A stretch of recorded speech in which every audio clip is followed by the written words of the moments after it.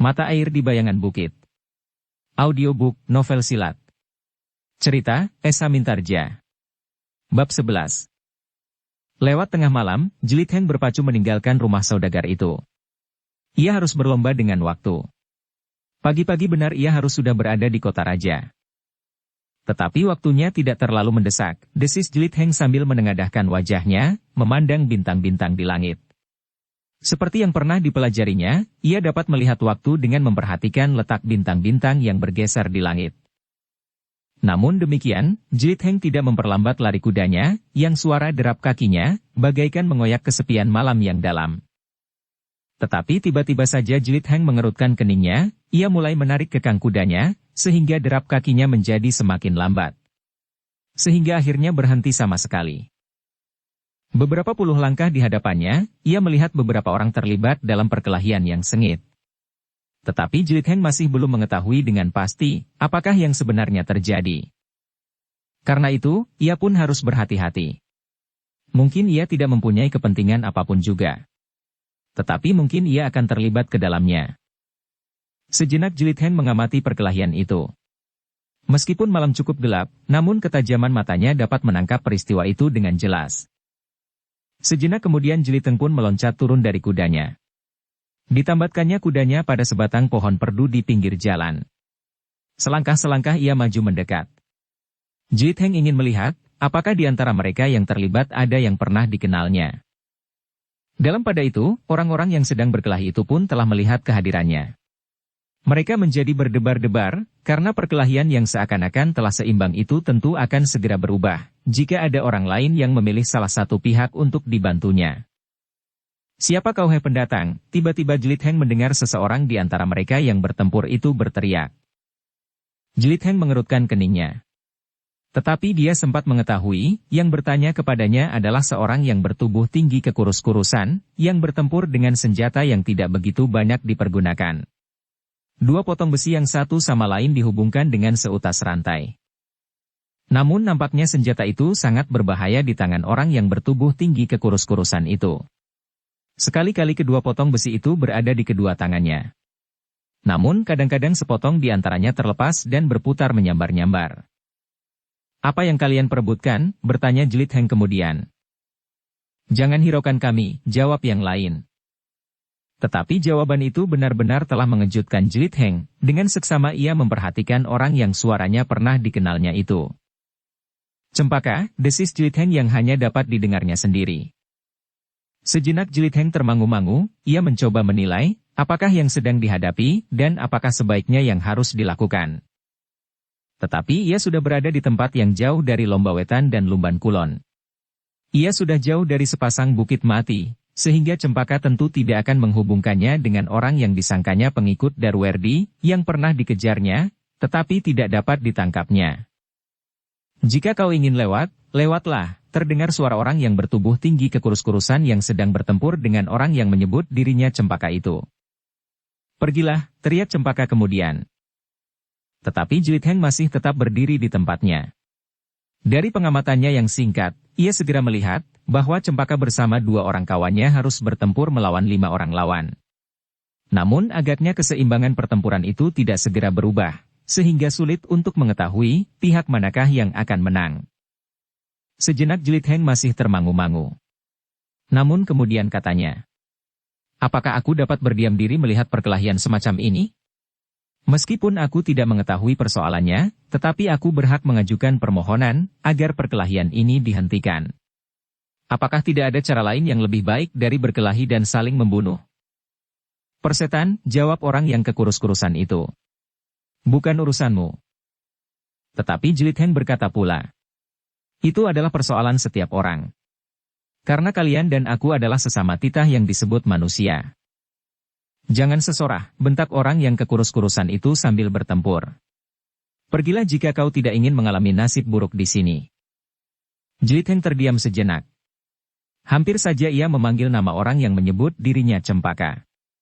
Tetapi bibirnya yang sudah akan bergerak itu terkatup lagi, karena jika nama itu hanya dipergunakan di Bukit Gundul itu, maka Cempaka akan segera menghubungkannya dengan orang yang telah gagal ditangkap itu. Karena itu, maka Jiteng pun kemudian berkata, Kalian tentu bukan anak-anak lagi. Cobalah berpikir.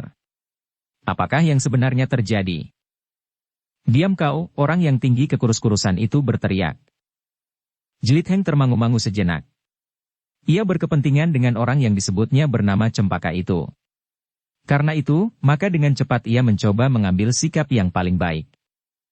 Hei orang kurus, teriak Jlit Heng. Kau jangan membentak-bentak. Aku bermaksud baik. Dan adalah menjadi kewajibanku untuk mencegah pertumpahan darah. Dengar, kau tentu belum mengenal aku. Aku adalah Raden Bantaradi. Seorang senapati dalam susunan keprajuritan Demak. Aku dapat juga berbuat lebih buruk dari yang kau lakukan. Orang-orang yang sedang bertempur itu agaknya terpengaruh juga oleh kata-kata Jlit Heng. Apalagi pada saat itu Jlit Heng memang mengenakan pakaian sebagaimana dipakai oleh orang-orang kota raja. Namun tiba-tiba orang bertubuh tinggi itu berkata, "Aku tidak peduli siapa kau. Tetapi aku harus membunuh kelinci dari Sanggar Gading ini." Sanggar Gading, Jlit Heng terkejut. Apakah kau pernah mendengar nama perguruan Sanggar Gading? Justru Cempaka itulah yang bertanya. Jlit Heng termangu-mangu sejenak. Namun kemudian ia menjawab. Sebagai seorang senapati aku banyak mengetahui nama-nama perguruan. Aku kenal Sanggar Gading sebagai sebuah perguruan yang besar. Heh, apakah benar kau anak Sanggar Gading? Cempaka tertawa. Ia masih bertempur dengan sengitnya meskipun derai tertawanya terdengar berkepanjangan. Di antara derai tertawanya dan dengus nafasnya ia berkata, "Dari manapun aku datang, tidak ada bedanya bagimu senapati. Kami adalah orang-orang yang hidup dalam keterasingan kami." Kau benar. Tetapi padepokan dan perguruan bukannya papan untuk menempa diri sekedar karena nafsu ketamakan dan kesombongan. Karena itu, apakah sebenarnya yang menjadi sebab perkelahian ini? Hampir berbaring kedua orang yang sedang bertempur itu tertawa. Yang terdengar adalah jawaban orang yang kekurus-kurusan. "Pergilah, sebaiknya kau tidak usah melibatkan diri meskipun aku tahu bahwa kau sebenarnya bukan seorang senapati, karena setiap orang akan dengan mudah menyebut dirinya seorang senapati."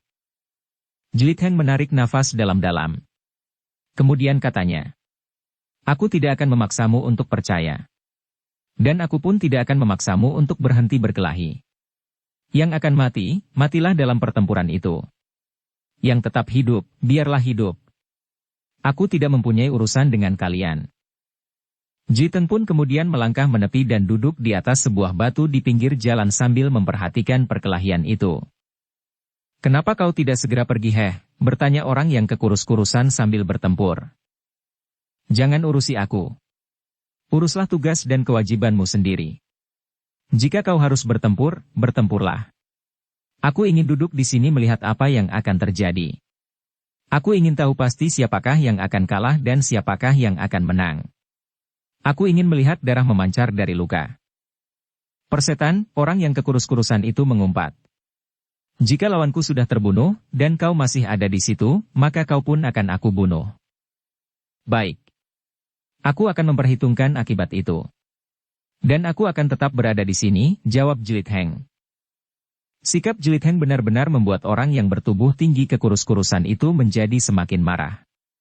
Sementara orang yang bernama Cempaka itu melihat kemungkinan yang dapat dimanfaatkannya. Karena itu, maka ia tidak lagi mengumpati orang yang duduk memperhatikan pertempuran itu dan mengaku sebagai seorang senapati. Beberapa saat kemudian, pertempuran itu berlangsung dengan sengitnya. Meskipun jumlah Cempaka dan kawan-kawannya lebih sedikit dari jumlah lawannya, namun untuk beberapa saat, ia masih mampu bertahan. Tetapi agaknya Cempaka dan kawan-kawannya itu telah terlalu memaksa diri memeras segenap kemampuannya. Karena itu, maka kemudian ternyata bahwa tenaganya lah yang menjadi lebih dahulu susut. Dengan demikian maka keseimbangan pertempuran itu mulai bergeser. "Sebentar lagi kau akan mati tikus kecil dari Sanggar Gading. Jangan menyesal. Kecuali jika kalian bersedia menyebutkan, siapakah yang kini menyimpan pusaka itu," berkata orang yang kekurus-kurusan. "Kau gila. Sudah aku katakan. Tidak seorang pun yang mengerti di mana letak pusaka itu," jawab Cempaka. "Jika demikian, kami sendiri akan pergi ke bukit yang disebut sepasang bukit mati itu.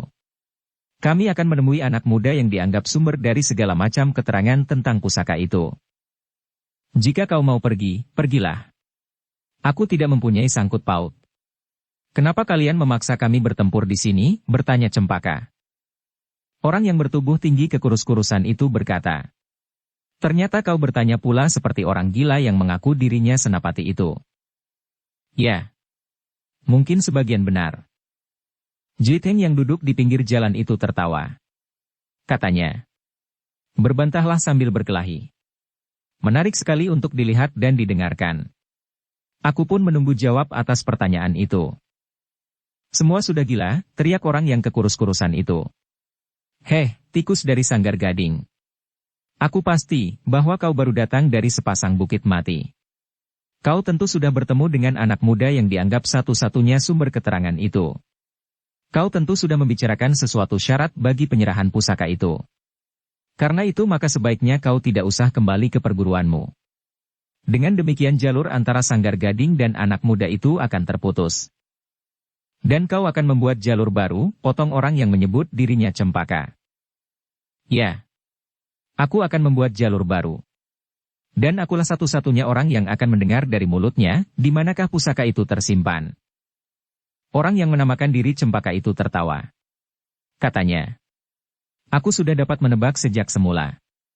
Pertanyaanmu dan tuduhanmu bahwa aku mengerti sesuatu tentang pusaka itu adalah sekedar cara untuk memaksa aku berkelahi. Membunuh tanpa alasan memang berat bagiku. Tetapi membunuh dalam perkelahian apapun alasannya memang sangat menarik. Orang yang bernama Cempaka itu tidak menjawab kata-kata lawannya. Namun bahkan ia berteriak kepada Jilitheng yang duduk di atas batu. Nah Senapati. Kau dengar apa katanya? Aku sudah bertanya hal itu untuk kepentinganmu. Terima kasih, jawab Jilitheng. Aku tidak peduli, teriak lawan Cempaka. Siapapun dan apapun sebabnya, aku akan membunuh semua orang dengan caraku. Termasuk kau yang menganggap dirimu sendiri seorang senapati. Tetapi itu adalah salahmu karena kau tidak mau pergi dari tempat ini. Jilitheng termangu-mangu. Semakin lama ia melihat keadaan Cempaka dan kawan-kawannya menjadi semakin sulit. Karena itu, maka tiba-tiba ia pun berdiri sambil berkata. Sebaiknya aku tidak melihat saja perkelahian ini. Aku akan ikut serta. Cempaka dan lawannya menjadi berdebar-debar. Mereka mulai menebak, kepada siapakah orang itu akan berpihak. Aku melihat perkelahian yang tidak adil, berkata Jilitheng. 3 orang yang harus bertempur melawan jumlah yang lebih banyak. Karena itu, aku akan bergabung dengan orang yang lebih sedikit tanpa memperhatikan alasan-alasannya perkelahian ini, meskipun nampaknya orang yang berjumlah lebih banyak itulah menyebabkan pertengkaran ini terjadi. Orang yang bertubuh kekurus-kurusan itu menjadi berdebar-debar. Ia sadar bahwa orang yang ingin melibatkan diri itu pun tentu bukan orang kebanyakan. Mungkin ia benar-benar seorang senapati. Tetapi setidak-tidaknya ia dapat mengukur diri setelah memperhatikan perkelahian itu. Dalam pada itu, Jilitheng pun ternyata tidak hanya bermain-main. Ia pun kemudian mempersiapkan diri untuk melibatkan diri dalam perkelahian yang mulai berat sebelah itu. Sebenarnya lah bahwa ia memang mempunyai kepentingan. Setelah diperhitungkan untung dan ruginya, maka Jilitheng menganggap bahwa Cempaka baginya lebih penting dari orang yang belum dikenalnya sama sekali. Jika ia berhasil menyelamatkan Cempaka, maka langkah penyelidikannya lebih lanjut telah mendapat pancadan. Ia akan dapat mulai dengan orang yang bernama Cempaka dari Sanggar Gading. Seandainya ia tidak akan melakukannya sendiri, maka seorang kawannya akan dapat menelusur, siapakah Cempaka itu sebenarnya dan siapakah yang akan menjadi sasarannya sesuai dengan permintaan Darwerdi. Orang yang disebut telah membunuh orang tuanya. Dan orang itu adalah seorang pangeran. Karena itu, ketika ternyata Cempaka menjadi semakin terdesak, ia pun berkata, Kisanak dari Sanggar Gading yang tidak aku ketahui namanya. Aku berada di pihakmu. Apa kepentinganmu? Bertanya orang yang menyebut dirinya Cempaka. Entahlah. Tetapi karena lawanmu mengumpat-umpat, aku menjadi benci kepadanya. Aku ingin memanfaatkan pertempuran ini untuk menangkapnya, hidup atau mati. Jilitheng berhenti sejenak, lalu. Tetapi bagaimana jika aku ingin memanggilmu? Ia bergelar Cempaka Kuning, orang yang kekurus-kurusan itulah yang menjawab. Dan kau, bertanya Jilitheng kemudian kepada lawan Cempaka. Persetan. Masuklah karena jika kau ingin mati pula, geram orang yang kekurus-kurusan itu. Cempakalah yang kemudian tertawa. Katanya, orang itu adalah keluarga dari Padepokan Kendali Putih. Ia merasa kehilangan orang-orangnya. Dan sekarang ia menjadi gila dan berbuat apa saja di luar nalar dan perhitungan. Ia ingin membunuh siapa saja yang mungkin dibunuhnya tanpa sebab. Kendali Putih, gumam Jelit Heng. Kau kenal perguruan Kendali Putih? Bertanya Cempaka. Seperti aku mengenal perguruan Sanggar Gading, aku pun mengenal perguruan Kendali Putih. Perguruan Pusparuri dan perguruan-perguruan yang lain. Banyak perguruan telah diketahui oleh kalangan keprajuritan di Demak, sesuai dengan sifat dan bentuk perguruan. Yang manakah yang menurunkan ilmu putih dan yang manakah yang diwarnai oleh ilmu hitam? Persetan. Jangan banyak bicara. Aku akan membunuhmu, geram orang bertubuh kekurus-kurusan itu. Tiba-tiba saja orang itu telah meloncat meninggalkan Cempaka yang digelari Cempaka Kuning itu, langsung menyerang Jelit Heng yang menyebut dirinya seorang senapati. Cempaka tidak dapat memburunya, karena seorang yang lain pun segera menyerangnya pula dengan sengitnya, sehingga ia pun harus meloncat menghindar dan kemudian bertempur melawannya. Jelit Heng yang mengaku seorang senapati itulah yang kemudian harus bertempur melawan orang yang bertubuh kekurus-kurusan itu. Seperti yang dilihatnya, maka orang itu memakai tenaga yang tidak seimbang dengan tubuhnya yang kurus. Ketika orang itu membenturkan kekuatannya, maka terasa tubuh Jelit Heng tergetar karenanya. Orang Kendali Putih ini memang kuat sekali, berkata Jelit Heng di dalam hatinya. Sebelumnya ia pernah bertempur melawan dua orang yang karena tidak ada jalan lain, harus dibunuhnya.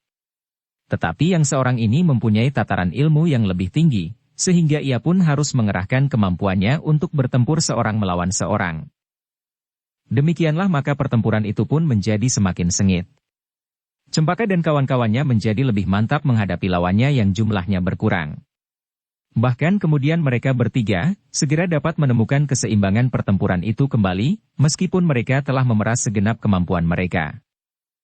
Dalam pada itu, Jelit Heng pun segera terlibat dalam pertempuran yang keras. Orang bertubuh kekurus-kurusan itu ternyata lebih senang membenturkan senjatanya dilambari dengan kekuatannya yang dibanggakannya daripada meloncat menghindari serangan yang datang dari lawannya. Orang yang kurus itu merasa bahwa kekuatannya jarang dapat diimbangi oleh lawannya.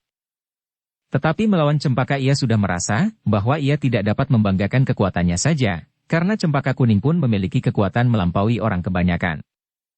Ketika ia mulai dengan serangannya atas lawannya yang baru, ia menganggap bahwa orang baru itu tentu akan terkejut membentur kekuatannya. Tetapi orang yang kekurus-kurusan itulah justru yang terkejut. Ternyata seperti Cempaka, orang yang mengaku bernama Senapati Bantaradi itu pun memiliki kekuatan yang luar biasa. Semakin lama maka orang yang kekurus-kurusanku pun bertempur semakin kasar. Bukan saja ia mencoba mendesak lawannya dengan kekuatannya yang keras dan liar, tetapi ia juga ingin mempengaruhi lawannya dengan hentakan dan teriakan-teriakan yang memekakkan telinga. Jangan berteriak-teriak orang kurus, berkata Jelit Heng. Nanti seisi beberapa padukuhan di sekeliling bulak ini akan terbangun dan berdatangan kemari. Aku akan membunuh mereka semua, teriak orang kekurus-kurusan itu. Membunuh aku pun kau tidak mampu. Apalagi orang dari beberapa padukuhan yang bersenjata. Meskipun seorang demi seorang, mereka tidak dapat melawanmu, tetapi bersama-sama mereka akan dapat membunuhmu seperti dalam rampogan macan di alun-alun. Tutup mulutmu, teriak orang yang kekurus-kurusan itu. Jelit Heng sempat tertawa sambil meloncat menghindari serangan lawannya yang datang dengan kasarnya. Jika setiap orang melemparmu dengan sebuah batu, maka kau akan berkubur di bawah timbunan batu-batu itu. Betapapun besar kekuatanmu, tetapi kau tidak akan dapat melawan lontaran batu dari segala penjuru. Sementara mereka pun akan melemparkan senjata-senjata mereka pula ke arahmu. Orang yang kekurus-kurusan itu menggeram. Namun tiba-tiba ia berkata, kau terlalu sombong. Tetapi sebenarnya hatimu sebesar menir. Kau berhayal bahwa orang-orang padukuhan akan datang membantumu. Heh, orang yang mengaku prajurit. Bagaimana jika orang-orang padukuhan datang dan justru melemparimu dengan batu? Mereka tidak akan melakukan. Mereka tidak akan melawan prajurit Demak yang sedang mengemban tugas. Mereka tidak akan percaya bahwa seorang perwira dari tatanan keprajuritan Demak dalam pakaian kebesarannya berkeliaran seorang diri. Kau adalah seorang prajurit yang memalsukan. Kau bukan prajurit. Dan orang-orang padukuhan akan segera mengetahuinya. Tetapi Jlit Heng hanya tertawa saja. Sambil menyerang ia berteriak. Kau juga pandai berhayal. Orang kekurus-kurusan itu tidak menjawab lagi. Ia pun segera menyerang dengan garangnya. Dengan sepenuh tenaga ia ingin segera mengakhiri pertempuran yang menjengkelkan itu, karena kehadiran seseorang yang mengaku dirinya seorang prajurit. Pertempuran itu semakin lama menjadi semakin keras dan kasar. Orang yang kekurus-kurusan itu benar-benar seorang yang mempergunakan segala macam cara untuk mengalahkan lawannya. Kasar, liar dan licik. Sementara itu Jlit Heng menyesuaikan diri dengan pengakuannya, bahwa ia adalah seorang senapati. Pakaiannya memang meyakinkan, bahwa ia seorang senapati dari Demak. Karena itu, maka ia pun berusaha, untuk tidak tergelincir dalam sikap dan perbuatannya, sebagaimana seorang senapati perang yang berwibawa. Dengan demikian, maka ia berusaha untuk tidak terseret oleh kekasaran lawannya. Justru karena itu, maka ia dapat menilai segala macam tata gerak dan ilmu lawannya sebaik-baiknya. Dengan kecepatan gerak dan kekuatannya, Jlit Heng mampu mengimbangi kekasaran dan keliaran lawannya. Bahkan dengan pengamatan dan perhitungan yang cermat, akhirnya Allah berhasil mendesak lawannya yang meskipun agak kekurus-kurusan, tetapi memiliki ilmu yang luar biasa dan kekuatan raksasa pula. Sementara itu, Cempaka dan kawan-kawannya pun berhasil tetap bertahan melawan jumlah yang lebih banyak. Mereka mulai dapat membuat pertimbangan-pertimbangan tertentu. Mereka mulai memperhitungkan ketahanan waktu untuk melawan keempat orang yang kasar dan garang itu. Kita tidak dapat memperhitungkan kapan pertempuran ini akan selesai, berkata Cempaka di dalam hatinya. Mungkin menjelang pagi, mungkin setelah matahari naik, bahkan mungkin masih akan berlangsung sehari penuh. Namun dengan kesadaran yang demikian, ia selalu berusaha untuk mengamati tata geraknya, sehingga ia membatasi diri pada tata gerak yang menentukan pertempuran itu, meskipun bersama dengan kedua orang kawannya, ia juga berusaha untuk segera mengakhiri pertempuran yang seru itu. Tetapi agaknya kedua belah pihak tidak mau membiarkan senjata lawan menyobek tubuhnya dan menghentakkan nyawanya dari tubuhnya. Karena itu, maka masing-masing telah bertempur dengan segenap kemampuan dan ilmu yang ada. Namun dalam pada itu, lambat laun, Jlit Heng berhasil mendesak lawannya, betapapun orang yang kekurus-kurusan itu berusaha untuk mempertahankan dirinya dengan kasar dan liar. Bahkan kadang-kadang ia masih saja meloncat sambil berteriak. Senjatanya yang agak asing itu berputaran. Sekali-kali tongkat yang terikat pada sepotong rantai itu menyambar, namun kemudian mematuk dengan cepatnya. Bahkan kemudian dua potong tongkat besi itu, tiba-tiba saja telah berada di dalam genggaman seperti sepasang bindi. Melawan senjata yang demikian, Jlit Heng harus berhati-hati. Ia kemudian tidak mempergunakan senjata panjang, karena dengan demikian, senjatanya akan dapat terbelit oleh rantai pengikat dua potong besi itu. Yang dipergunakannya adalah sebuah trisula bertangkai pendek, yang terbuat dari besi baja pilihan. Dengan trisula bertangkai pendek itu, maka ia tidak ragu-ragu untuk memukul potongan besi yang berputaran. Bahkan ialah yang berusaha untuk melihat rantai lawannya dengan ujung-ujung trisulanya. Tetapi lawannya cukup cepat pula mempermainkan senjatanya. Bahkan kadang-kadang Jlit Heng harus meloncat beberapa langkah surut jika senjata lawannya menyambar mendatar setinggi lambungnya. Melawan Jlit Heng orang yang kekurus-kurusan itu memang harus membuat perhitungan yang khusus. Karena Jlit Heng mampu membentur tongkat besinya yang berputar seperti baling-baling. Setiap kali, dengan bangga ia berhasil merenggut atau mematahkan pedang lawannya. Tetapi trisula Jlit Heng ternyata memiliki kekhususan, sehingga setiap benturan justru membuat tangannya menjadi pedih. Sementara itu, Cempaka sempat menilai ilmu orang yang mengaku senapati dan yang menyebut dirinya bernama Bantaradi itu. Ternyata bahwa senapati itu mempunyai ilmu yang cukup tinggi, sehingga akhirnya ia berhasil mendesak lawannya. Aku tidak dapat memperhitungkan, bagaimana akhirnya jika aku harus bertempur melawannya, berkata Cempaka di dalam hatinya. Kemudian, mudah-mudahan ia benar-benar seorang senapati. Ia bukan sekedar membantu aku, karena aku dalam kedudukan yang lemah, yang menurut perhitungannya, akan lebih mudah dibinasakan pula setelah kelima orang kendali putih itu dapat dilumpuhkan. Tetapi menilik tata geraknya, maka Cempaka menganggap bahwa orang yang mengaku senapati itu sama sekali bukan dari kelompok orang-orang liar dan kasar yang sekedar mengaku-aku sebagai seorang senapati, meskipun seperti yang dikatakan oleh orang kekurus-kurusan itu bahwa agak aneh, seorang perwira dalam pakaian kebesaran hanya seorang diri berkeliaran di malam hari. Nanti, setelah semuanya selesai, aku akan dapat memperkenalkannya, berkata Cempaka Kuning di dalam hatinya. Sementara itu, benturan-benturan senjata antara Jelit Heng dan orang yang kekurus-kurusan itu terjadi semakin sering. Justru karena Jelit Heng sudah pasti tentang kekuatan lawannya, maka ia pun mulai dengan usahanya untuk meringkihkan bukan saja genggaman lawannya, tetapi juga hatinya. Jika setiap kali tangannya terasa pedih dan sakit, maka ia pun akan menjadi gelisah pula karenanya. Namun kemudian lawannya lah yang berusaha untuk menghindari benturan.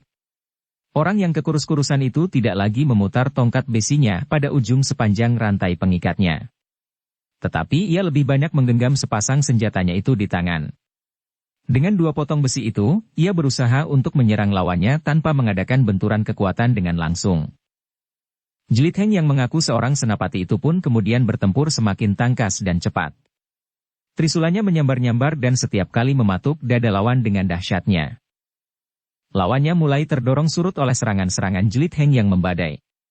Ia tidak segan menyerang lawannya meskipun ia yakin bahwa lawannya akan mampu menangkisnya, karena setiap benturan akan memberikan tekanan kepada lawannya. Dengan segenap kemampuannya, maka orang yang kekurus-kurusan itu berusaha mempergunakan kecepatannya untuk melawan kekuatan dan kegarangan Jelit Heng. Tetapi ternyata bahwa Jelit Heng pun mampu mengimbangi kecepatannya. Itulah sebabnya, maka semakin lama semakin terasa, bahwa orang yang kekurus-kurusan itu akan kehilangan kesempatan untuk mempertahankan dirinya lebih lama lagi. Tetapi orang yang kekurus-kurusan itu tidak mau menyerah. Ia adalah seseorang yang mendapat kepercayaan oleh pimpinannya untuk menentukan sikap terhadap siapapun juga yang dianggap dapat mempersulit kedudukan perguruannya. Termasuk orang-orang dari perguruan Sanggar Gading, yang menurut perhitungannya telah membuat hubungan khusus dengan anak muda yang berada di sekitar Bukit Mati. Namun ternyata bahwa Jelit Heng benar-benar tidak dapat diimbanginya. Bahkan semakin lama, terasa ujung trisula lawannya yang bertangkai sangat pendek itu semakin dekat dari kulitnya. Sekali-kali terasa angin yang berdesir lembut jika ujung trisula itu menyambar tubuhnya hanya berjarak setebal daun. Bahkan rasa-rasanya ujung trisula itu sudah mulai menjamahnya. Orang yang kekurus-kurusan itu terkejut ketika terasa sentuhan pada pundaknya. Tetapi ternyata bahwa pundaknya tidak tersayat. Segores tipis warna kemerah-merahan memang membekas. Tetapi darahnya tidak menitik karenanya. Gila, teriak orang kekurus-kurusan itu. Menyerahlah, desis Jelit Heng. Aku akan membawamu ke Demak. Kau harus memberikan keterangan tentang perguruanmu dan usahamu untuk menguasai pusaka yang belum dikenal di telatah sepasang Bukit Mati, sahut Jelit Heng. Persetan, geramnya. Dengan buasnya ia justru menyerang Jelit Heng dengan sekuat tenaganya dan segenap kemampuan ilmunya. Jelit Heng surut selangkah. Namun kemudian ia pun meloncat maju. Tepat saat lawannya justru mengayunkan tongkat di tangan kirinya. Jelit Heng tidak menghindar. Dengan trisulanya ia sengaja menangkis tongkat besi itu. Ketika tongkat besi itu menyusup di sela-sela ujung trisulanya, maka dengan sepenuh tenaganya ia memutar trisulanya sambil menghentak merenggut tongkat besi itu dari tangan lawannya. Tetapi Jelit Heng terkejut karena lawannya sama sekali tidak mempertahankan tongkatnya. Dibiarkannya tongkatnya terlepas begitu saja dari tangannya. Namun sekejap kemudian tongkat yang terlepas itu telah berputar justru menyerang kening Jelit Heng yang termangu-mangu. Namun Jelit Heng sempat merendah sambil bergeser. Baru tersadar bahwa tongkat itu terikat oleh seutas rantai. Justru dengan serta-merta lawannya telah mempergunakan tongkat itu untuk menyerang. Jelit Heng kemudian semakin tertarik kepada rantai lawannya. Jika ia ingin melibat, lebih baik langsung pada rantainya. Tidak pada tongkat-tongkat besi yang terayun-ayun di ujung rantai itu. Namun seperti yang pernah dilakukan, lawannya pun segera menangkap tongkat-tongkat besi itu dan menggenggamnya di tangan seperti sepasang pedang. Gila, geram Jelit Heng. Dengan demikian pertempuran itu masih merupakan pertempuran yang sengit. Sementara Cempaka dan dua orang kawannya, masih harus berhadapan dengan jumlah yang lebih banyak, sehingga Cempaka sendirilah yang kemudian harus melawan dua orang lawan sekaligus.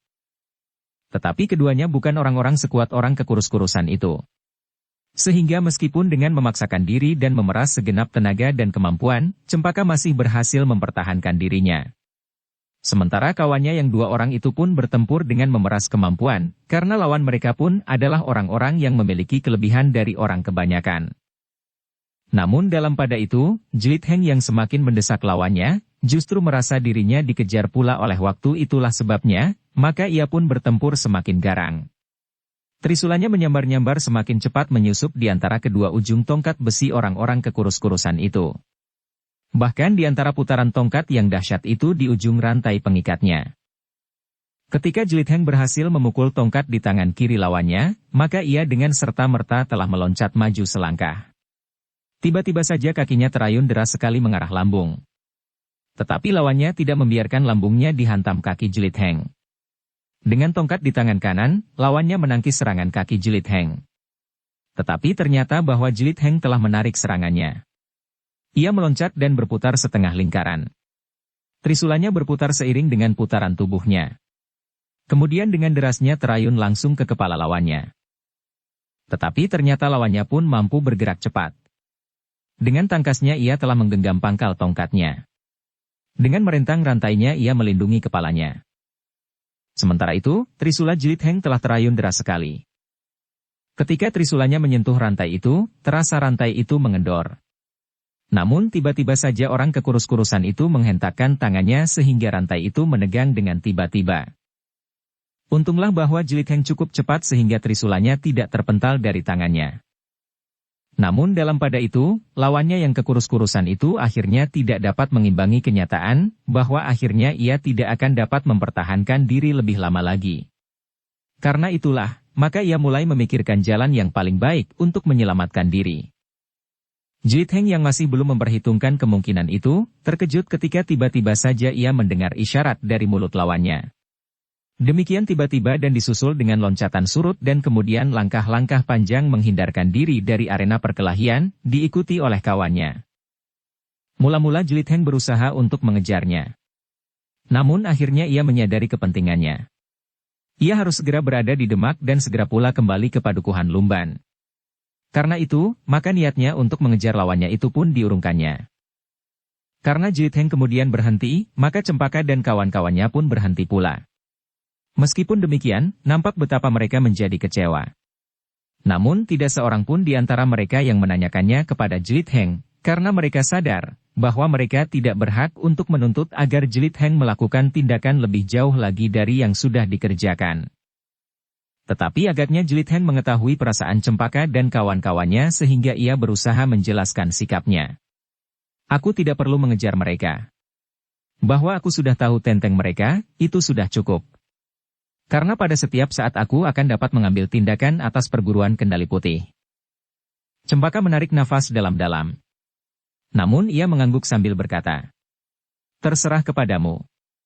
Tetapi apakah kau benar seorang senapati prajurit dari Demak?" Jlit Heng tertawa. Katanya, "Apakah pakaianku memang pantas disebut seorang senapati?" Cempaka mulai ragu-ragu. Dipandanginya wajah Jlit Heng yang tidak memberikan kesan kesungguhan.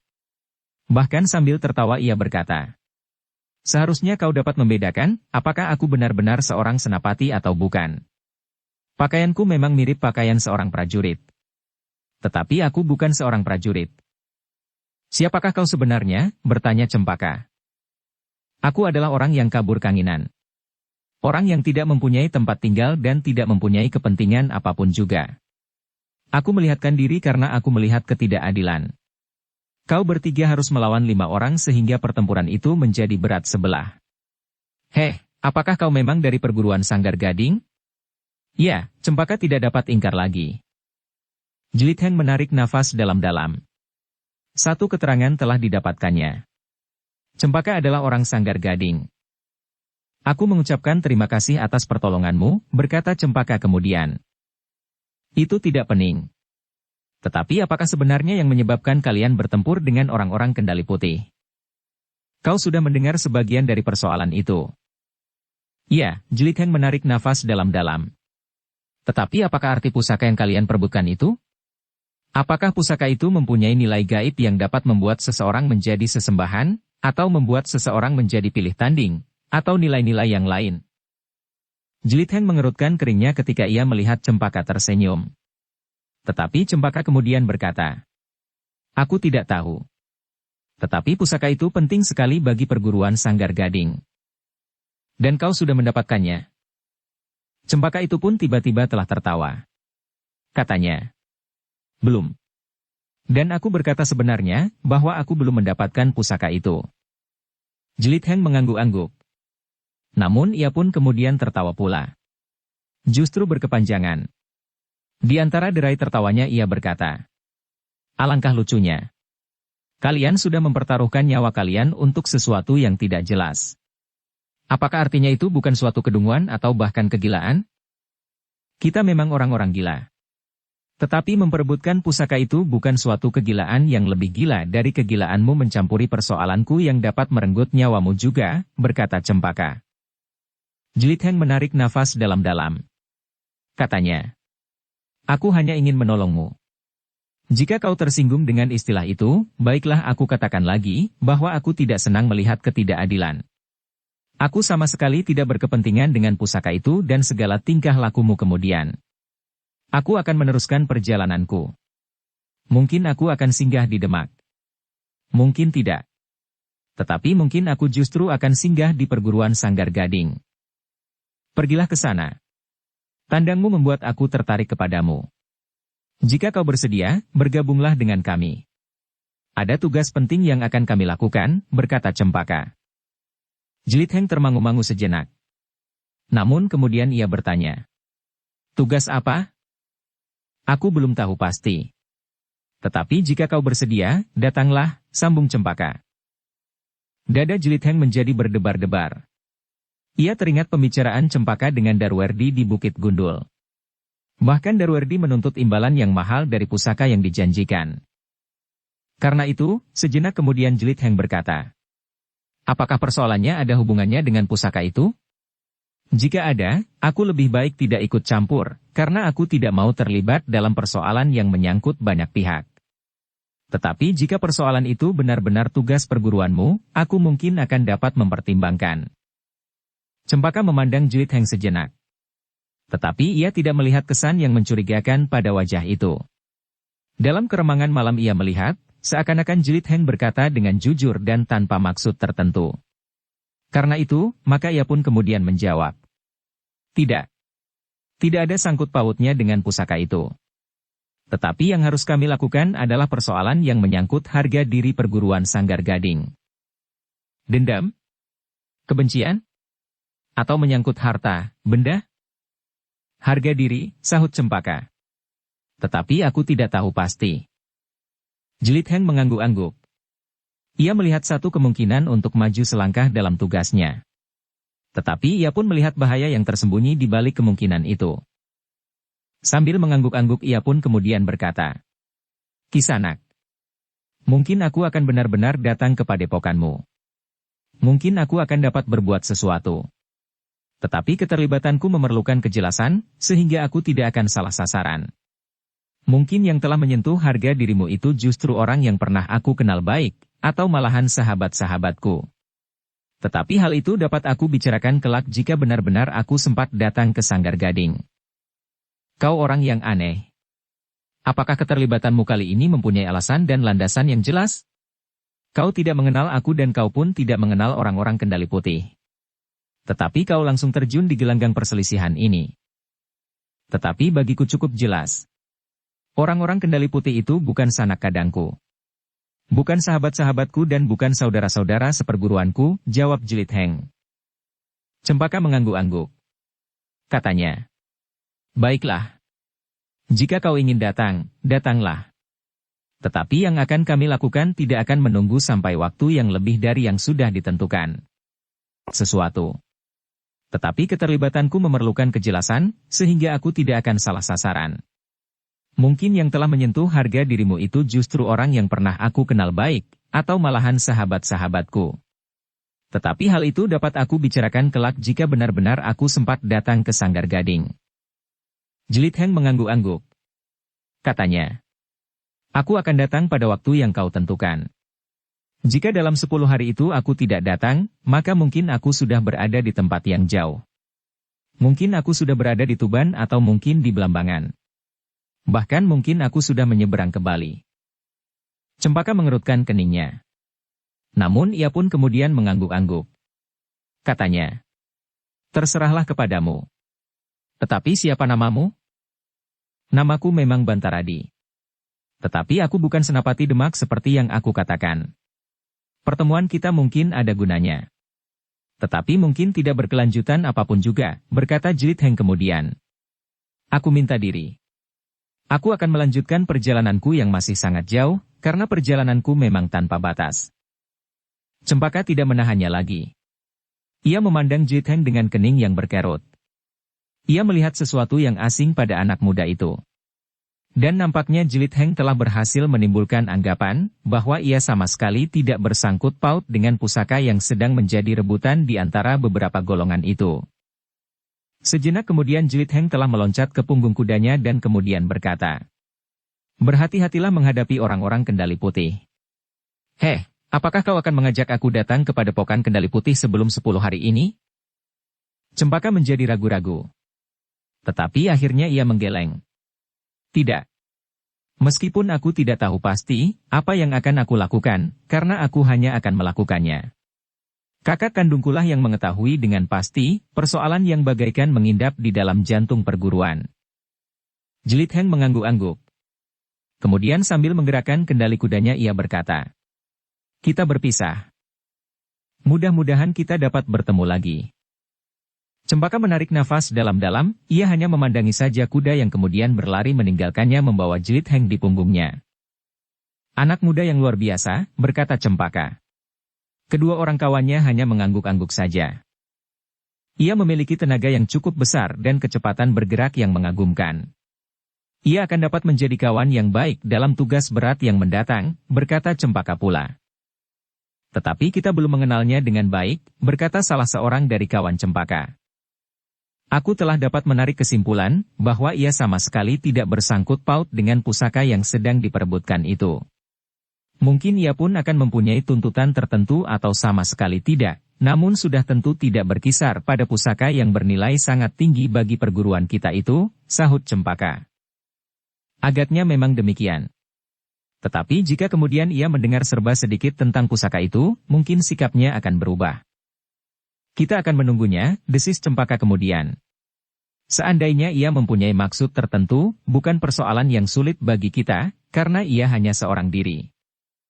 Maksudmu, setelah kita mempergunakannya, anak muda itu akan kita singkirkan, bertanya seorang kawannya. Jika ia akan dapat menjadi pengganggu. Jika tidak, biarlah ia pergi tanpa kita sakiti hatinya, jawab Cempaka. Kedua kawannya tidak bertanya lagi. Mereka pun kemudian bersiap-siap untuk melanjutkan perjalanan mereka.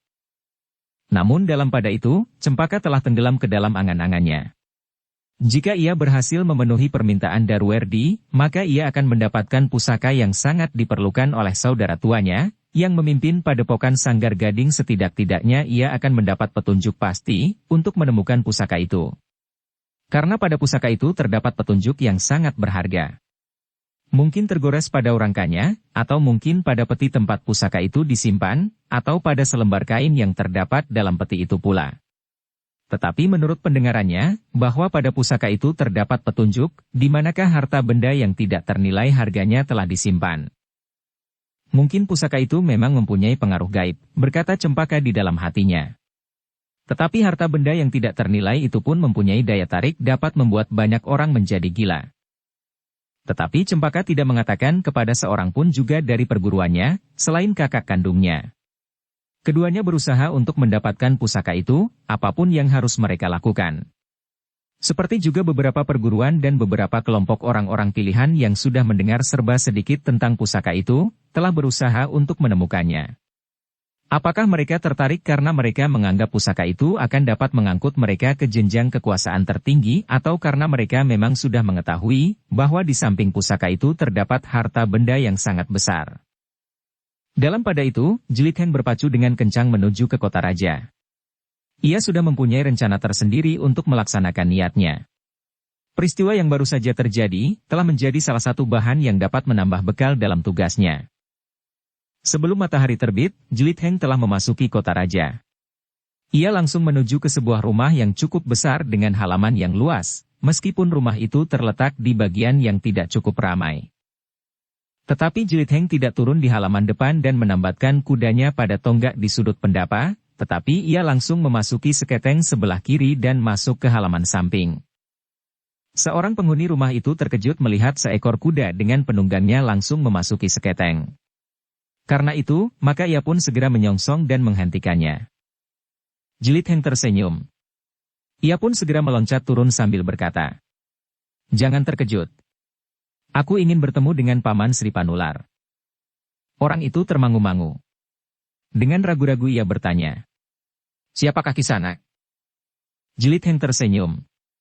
Katanya pula, "Sampaikan pesanku.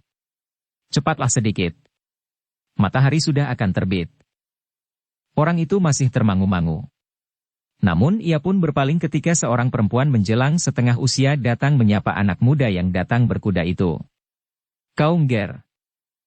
Marilah. Pamanmu sudah berada di sanggar." Jilid Heng mengangguk hormat. Jawabnya, "Terima kasih Bibi. Aku datang agak kesiangan." Perempuan itu tertawa sambil mendekatinya. Ia berkata, "Masuklah. Aku akan memanggil pamanmu." "Biarlah aku menyusul ke sanggar saja Bibi," jawab Jilid Heng. Perempuan itu mengeratkan keningnya. Katanya, "Duduk sajalah di peringgitan. Biarlah aku memanggil pamanmu." "Aku tidak ingin mengganggu paman, Bibi. Biarlah aku pergi ke sanggar."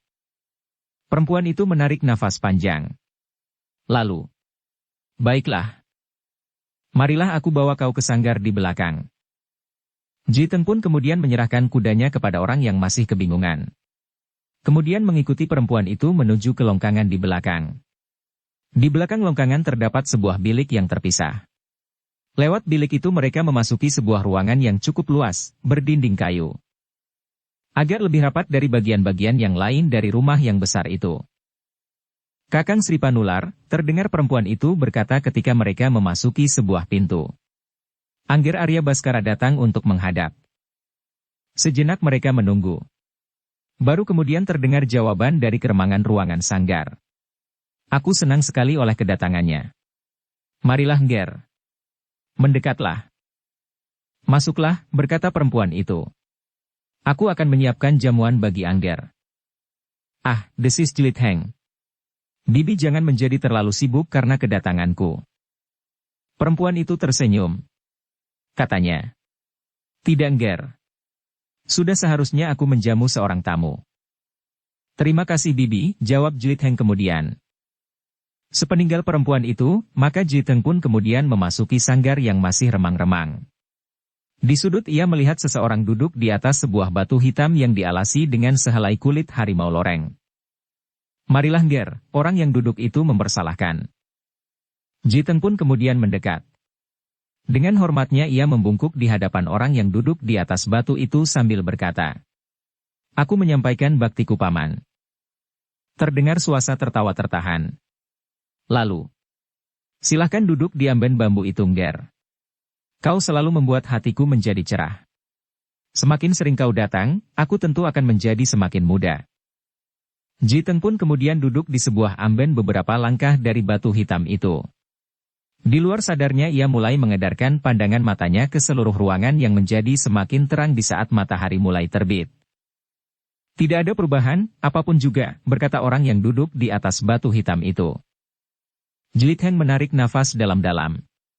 Ketika ia memandang sebilah ujung tombak yang tidak bertangkai, yang terpancang pada sebuah lubang bambu di samping sebuah perisai yang terbuat dari baja, maka orang yang duduk itu berkata, "Senjata itulah yang baru bagi sanggar ini Ngger. Aku mendapatkannya dari seorang kawan yang berhasil merampasnya dari para bajak laut yang kadang-kadang turun ke pantai dan merampok para nelayan yang memang sudah miskin." Jilid Heng menarik nafas dalam-dalam. Kemudian dengan ragu-ragu ia bertanya, "Tetapi menilik bentuknya, senjata dan perisai itu bukan milik kita paman. Maksudku, bukan prajurit dan orang-orang Demak." "Tepat Ngger. Senjata dan perisai itu dapat dirampas dari bajak laut, yang barangkali mendapatkannya dari orang-orang seberang. Entah dengan cara apa. Apakah senjata itu ditukar dengan kebutuhan mereka, atau para bajak laut itu merampas dengan kekerasan?" Jilid Heng mengangguk-angguk. Di luar sadarnya ia berdesis. "Dan sekarang senjata dan perisai itu berada di tangan paman. Orang itu tertawa pendek. Katanya, aku mengumpulkan berbagai jenis senjata. Bukan saja senjata yang aku dapatkan dari masa ke masa, pemerintahan yang berpindah-pindah di negeri ini lewat siapapun juga seperti yang kau lihat bergantung di dinding. Tetapi juga senjata dari negeri seberang. Jlit Heng menarik nafas dalam-dalam. Di sanggar itu memang terdapat senjata sejak zaman purbakala di tanah ini. Kapak batu, tombak dan sumpit yang sederhana. Tetapi juga senjata yang sudah berlapis emas dengan tretes berlian dari masa kejayaan kerajaan demi kerajaan. Tetapi kedatangan Jlit Heng ke tempat itu bukannya untuk berbicara tentang berbagai macam senjata. Tetapi ia mempunyai keperluan yang penting, sehubungan dengan niatnya untuk membayangi sepasang bukit mati yang bersangkutan dengan pusaka yang mempunyai nilai tersendiri itu. Karena itu maka sejenak kemudian, setelah memberikan beberapa penjelasan maka Jlit Heng pun berkata, Paman, kedatanganku adalah satu usaha untuk memecahkan rahasia yang menyelimuti pusaka itu. Aku telah mendapatkan beberapa bahan yang barangkali penting untuk dibicarakan. Orang tua itu mengangguk-angguk. Katanya, aku memang sudah menduga bahwa kau sudah menemukan sesuatu yang barangkali dapat dipakai sebagai sandaran usahamu untuk memecahkan rahasia pusaka itu. Jika masalahnya tetap berkepanjangan, maka akan semakin banyak kelompok yang terlibat ke dalamnya, yang akan berarti menambah korban yang sama sekali tidak berarti.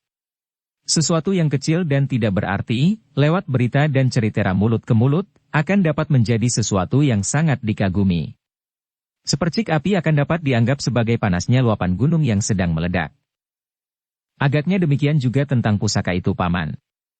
Setiap orang menganggap pentingnya pusaka yang sekarang masih belum ditemukan, sahut Jlit Heng. Apalagi pusaka itu yang memang disertai dengan satu keterangan tentang harta benda yang disimpan oleh Pangeran Pracimasanti. Berita dan cerita tentang pusaka itu tentu akan berkembang semakin besar, seolah-olah siapa yang memiliki pusaka itu adalah orang yang akan dapat menjadi maharaja di atas permukaan bumi, berkata Sri Panular. Jlit Heng mengangguk-angguk. Katanya, kedatanganku akan mohon petunjuk kepada Paman, apakah yang harus kita kerjakan selanjutnya? Orang tua itu mengangguk-angguk. Katanya, apa yang sudah kau ketahui dan bagaimana menurut pendapatmu? Jlit Heng pun kemudian menceritakan apa yang ada dan apa yang telah terjadi di sekitar sepasang bukit mati. Kedatangan orang-orang dari Padepokan Kendali Putih, orang-orang Pusparuri dan orang-orang dari Sanggar Gading yang telah berhubungan dengan seorang anak muda yang bernama Darwerdi. Kemudian, yang masih merupakan teka-teki baginya adalah dua orang ayah dan anak perempuan yang berada di salah satu dari sepasang bukit mati itu. Orang yang menurut pengakuannya harus berpindah dari daerahnya, karena banjir, gempa dan tanah longsor. Sri Panular mendengarkan keterangan Jlit Heng dengan saksama. Apalagi ketika Jlit Heng menceritakan apa yang didengarnya tentang pembicaraan Darwerdi dan Cempaka, serta apa yang dialaminya di perjalanannya ke Demak dari Lumban. Orang tua itu mengangguk-angguk. Dengan nada dalam ia berkata, kau sudah mendapat jalan itu, Nger, meskipun kau harus sangat berhati-hati. Memasuki Padepokan Sanggar Gading bukan satu pekerjaan yang mudah. Bukan pula satu permainan yang akan menyenangkan. Aku sadar, Paman. Tetapi aku kira itu adalah jalan yang paling baik. Di luar perhitunganku, kebetulan sekali aku mendapat kesempatan untuk menolong anak Sanggar Gading itu, berkata Jlit Heng kemudian. Tetapi di samping kemungkinan yang baik itu, aku harus mempersiapkan diri menghadapi segala kemungkinan. Aku pun harus mendapat akal untuk meninggalkan Lumban untuk waktu yang agak lama. Apakah kau berniat untuk datang ke Padepokan Sanggar Gading? Agaknya aku akan menempuh jalan itu untuk mengetahui siapakah yang menjadi sasaran dendam Darwerdi. Jika dendam itu tidak benar-benar membakar hati dan jantungnya, aku kira Darwerdi tidak akan bersedia menukarnya dengan pusaka yang menjadi rebutan itu. Kau yakin bahwa Darwerdi benar-benar mengetahui dengan pasti tentang pusaka itu? Bertanya Sri Panular. Jlit Heng menjadi ragu-ragu sejenak. Namun kemudian ia berkata, menurut pengakuannya, jika tidak, apakah ia akan berani mempertaruhkannya untuk mendapatkan orang yang dimaksudkan? Sri Panular mengangguk-angguk. Katanya, baiklah, Nger. Jika kau sudah bertekad untuk melakukannya. Tetapi Paman, berkata Jlit Heng dengan serta-merta. Itu barulah salah satu jalan. Jalan yang semula ingin aku sampaikan kepada Paman, adalah bahwa sebaiknya Paman mencari keterangan, siapakah di antara para pangeran yang pernah berhutang nyawa, yang pernah membunuh seseorang dalam persoalan apapun juga. Jika demikian, maka kita akan dapat mencari keterangan, siapakah yang telah dibunuh, dan orang yang dibunuh itulah yang mempunyai hubungan dengan Darwerdi, yang menurut pengakuan anak muda itu adalah ayahnya. Sri Panular mengangguk-angguk. Namun ia pun berkata, "Baiklah. Itu salah satu jalan yang dapat ditempuh. Tetapi tentu ada jalan lain. Kita akan mencari keterangan tentang Darwerdi itu sendiri. Jika orang-orang Pusparuri dapat menghubunginya, tentu ada di antara mereka yang sudah mengenalnya sebelumnya. Demikian juga orang Sanggar Gading itu. Jalan yang dapat juga dilalui meskipun tentu agak licin. Tetapi kita memang harus menempuh segala jalan. Sementara aku akan melalui jalan yang lebih pendek, meskipun sangat berbahaya." "Kau sudah benar-benar bertekad melakukannya?" "Ya, Paman. Aku kira jalan itu adalah kesempatan yang paling dekat, meskipun yang paling berbahaya." Sri Panular mengangguk-angguk. Katanya, "Baiklah. Semua jalan akan kita tempuh untuk melacak jejak Pangeran Pracimasanti. Jika saja pengawalnya yang setia, meskipun cacat itu dapat diketemukan, mungkin kita tidak akan kehilangan jejak. Tetapi abdinya yang setia itu pun bagaikan hilang di telan bumi. Karena itu, tentu ada rahasia tersendiri, kenapa anak muda yang bernama Darwerdi itu mengaku dapat menunjukkan pusaka yang hilang itu. Mungkin anak muda itu, sengaja atau tidak sengaja, dapat menguasai abdi yang setia dan cacat itu. Namun bagaimanapun juga, kita harus menyelamatkan apa yang pernah disimpan oleh Pangeran Pracimasanti. Dengan demikian kita sudah berbuat satu kebajikan bagi sesama." Jelit Heng mengangguk-angguk. Ia sadar sepenuhnya akan tugas yang akan dilakukannya. Yang tersimpan di samping pusaka itu tentu harta benda yang tidak sedikit, yang akan dapat dipergunakan untuk kepentingan Demak yang sedang tumbuh. Selain pusaka itu sendiri akan kembali ke gedung perbendaharaan pusaka, maka harta benda itu pun tentu akan sangat bermanfaat. Demak memerlukan banyak sekali biaya untuk membangun dirinya, sementara beberapa pihak lebih senang untuk bekerja bagi kepentingan diri sendiri. Bersambung ke bab 12. Dukung kami dengan subscribe, follow, like, komen dan share. Terima kasih.